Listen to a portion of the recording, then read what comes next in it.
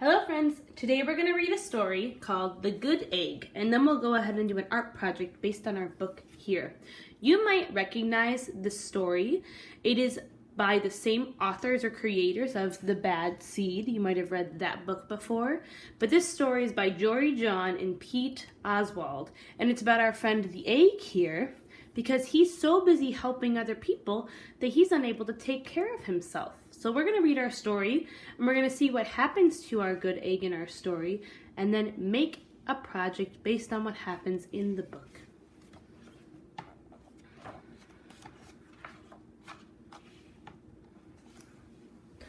Oh, hello! I was just rescuing this cat. Know why? Because I am a good egg. A very good egg.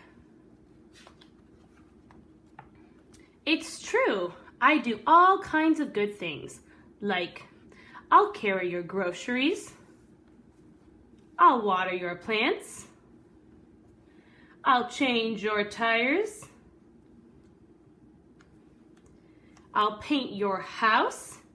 If you need any help whatsoever, I'm your egg. Look at how he painted this house. That's a whole lot of stripes. I feel like our friend the toast doesn't seem very happy. I've always been a good egg. It's been this way from the start, even in my earliest days. Back at the store, there were a dozen of us living together under one recycled roof. So here are all of his friends living in his egg carton, and there's the good egg with his glasses.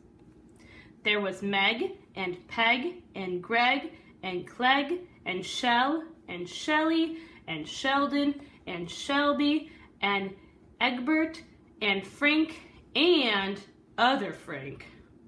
That is 11 other friends living in his egg carton. That's a lot of friends to live with. Let's see what happens.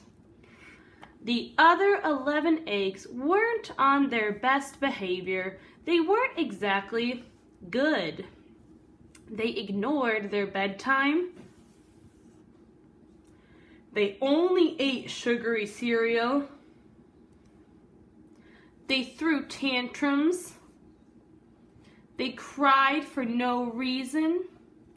They broke their stuff on purpose. Meanwhile, I tried to take charge. I tried to fix their bad behavior. I tried to keep the peace because I was a good egg. A very good egg. He doesn't look very happy in our picture though, does he? I bet that'd be very tiring trying to take care of everyone else. Let's see what happens. Nobody seemed to care though. Every night I was exhausted. My head felt scrambled. He looks very tired. Then, one fateful morning, I noticed some cracks in my shell. Yikes. They were everywhere.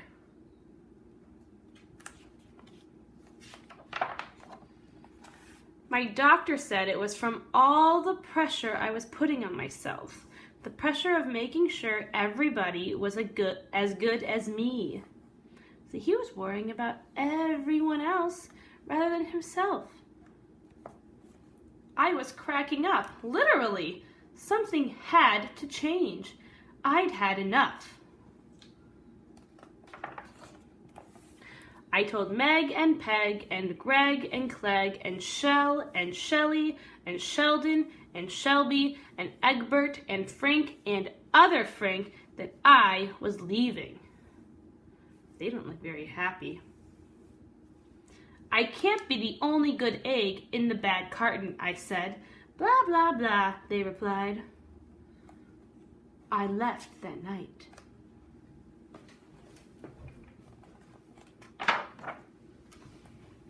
I wandered from town to town. The hours became days, the days became weeks, and I lost track of time. Looks like he's getting a lot older in this picture. I was alone. I think he's missing some of his friends too. He drew some faces of his friends on different rocks. Out there on the road, under the stars, I really tried to focus on myself and what I needed. So he's relaxing under the stars. He's cut off the hair on his beard. Let's see how he relaxes and calms down his body. I took walks. I read books. I floated in the river. I wrote in my journal. I breathed in. I found simple moments to be quiet, like breathing in. I breathed out. I even started painting. So all of these different things our egg is doing are helping him take care of himself. We call that self-care. Let's see what else he does to take care of himself and his body. For once, I found time for me. And guess what? Little by little, the cracks in my shell started to heal. My head no longer felt scrambled. I started to feel like myself again. Here's our friend the egg. He looks like he's doing a relaxing yoga pose.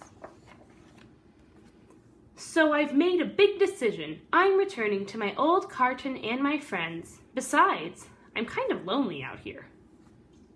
This time, I know what I need to do. I'll try not to worry so much. I'll be good to my fellow eggs while also being good to myself. So he's going to try not to worry to take care of himself. He's going to be good to his friends, but also worry about himself. And here we go. He's walking back into the farmer's market. And look, all of his friends made him a welcome home sign. Everybody missed me. I missed them too. Hello, Meg. Howdy, Peg. Hey, Greg. Greetings, Clegg. What's up, Shell? Aloha, Shelly. Hello, Sheldon. Hi, Shelby. Good day, Egbert.